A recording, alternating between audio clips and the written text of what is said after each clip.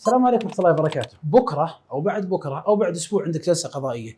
الكثير من الناس حتى المحامين تلقاه شايل هم الجلسة القضائية، وش بقول وش ما بقول وش أسوي، طيب وش التوقعات للجلسة، وش السؤال وش الجواب. لا شك هذا شيء يعني متوقع، خصوصا اللي ما مارس العمل بشكل كثير أو ما حضر جلسات بشكل كبير، فتجد أنه دائما متخوف من واقع الجلسة القضائية. لذلك ننبه على بعض التنبيهات التي تهيئك قبل الدخول للجلسة القضائية وقبل الحضور لدى الدائرة القضائية. التنبيه الأول، لابد أنك تكون قبل الجلسة عارف بجميع تفاصيل الموضوع، موضوع الدعوة، تعرف وش اللي حصل فيها إذا كنت حاضر الجلسة الأولى أو الجلسة الخامسة. حتى لو كنت سبق حضرت جميع الجلسات لابد أنك تكون متصور جميع التفاصيل الموضوعية للدعوة، حتى لو أنك أنت صاحب الحق، تعرف اللي حصل، متى تم تقديم هذه المذكرة، وش اللي حصل من الدعوة والإجابة، إيش الأمور اللي قدمت، إذا في أرقام تكون مستحضرها استحضار ولو إجمالا. لابد أنك تكون مستحضر موضوع الدعوة، يعني لا يمكن أنك تحضر بناء على خلفية جزئية على فهم عام، وممكن يوجه لك سؤال ثم تقول ها اصبر بشوف، برجع بسأل موكلي،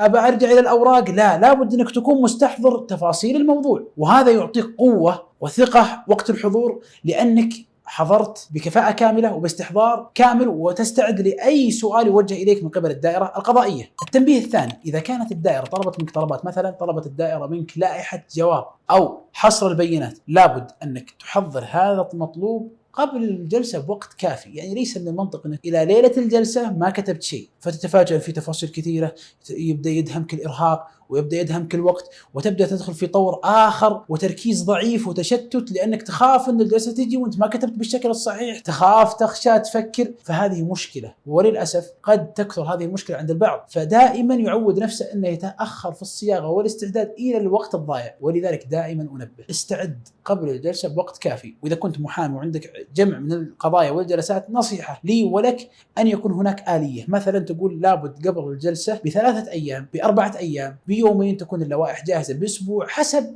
ما تقتضيه القضية وحسب ما تقتضيه الجلسات التي لديك. حتى لو أنت صاحب القضية، جيد أنك تكون مستحضر وحاضر البديهة وكتبت المطلوب قبل الجلسة بوقت كافي. التنبيه الثالث، انتبه من المشتتات قبل حضور الجلسة. يعني أحيانا الجلسة بعد 5 دقائق تلقاك جايك في الطريق في زحام، وتشوف الساعة تقول يمديني ولا ما يمديني، وتتصل على فلان افتح لي الجلسة، افتح لي الرابط، أخاف ما يمديني. هذا الضغط الذهني يوترك ويجعلك تحضر الجلسة وأنت ما أنت مستوعب، وقد يذهب منك كثير من الأفكار اللي كنت مستحضرها قبل حضور الجلسة. كذلك إذا كنت في مكتبك، سواء أنت صاحب شركة أو أنت محامي أو أيا كان، لابد أنك تكون متهيئ وتبعد عنك جميع المشغلات قبل الجلسة. يعني ليس من المنطق الآن أنا في الجلسة يدخل عليه واحد هذه أوراق، وقبل الجلسة بدقيقتين يدخل عليه واحد يشاورني في لائحة، ثم قبل الجلسة بدقيقة يجي واحد يتناقش معي في موضوع. لا، ما يصلح. لابد تكون مركز، لابد تكون مستحضر، لابد تكون مستقر. طبعا أنا لما أقول هذا الكلام حتى تتهيأ بطريقة تلقائية بسيطة عفوية، ما تجعل الجلسة كانها عبء وثقل عليك، بالعكس بهذه الطريقة تدخل وأنت متهيأ، تدخل وأنت مرتاح. التنبيه الرابع، دائما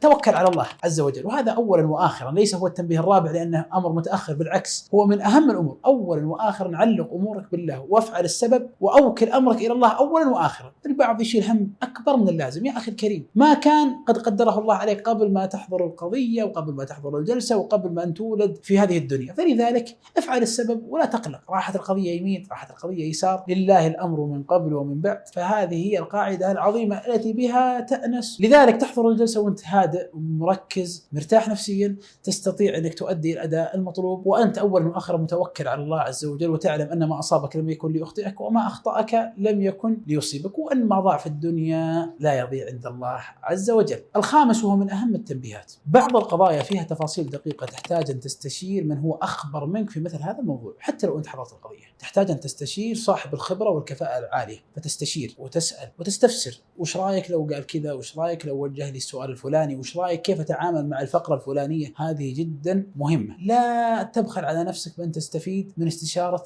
الخبير حتى لو كان أقل منك خبرة. دائما الاستدارة بالرأي والرأيين تجعلك بدل ما تحضر بعقل واحد تحضر ب3 عقول. طبعا الاستشارة المقننة بالشكل الصحيح، البعض يتشتت من كثر الاستشارات، وهذه مواجهتني كثيرا. يجيك الشخص يجلس عندك يشاورك في موضوع، يقول لك يا شيخ أنا شاورت 10 ما عاد أدري والله وين أروح، واحد يقول لي واحد يقول لي واحد يقول لي. لذلك من لا يحسن التفاصيل ولا يعرف الإجراءات لا يحسن أنه يشاور كل أحد، يشاور اللي يفهم واللي ما يفهم. أنا أتكلم عن شخص يعرف وش يستشير فيه، يعرف ما هي الأمور التي تحتاج إلى رأي ومشورة. لذلك أنصح الجميع بالاستشارة والاستفادة من الرأي الآخر. هذه جملة من الأمور التي تهيئ قبل حضور الجلسة القضائية. القضائية، وأكيد عندك جملة كذلك قد تفيد فيها المشاهد. أسأل الله لنا ولكم التوفيق والسداد، والسلام عليكم ورحمة الله وبركاته.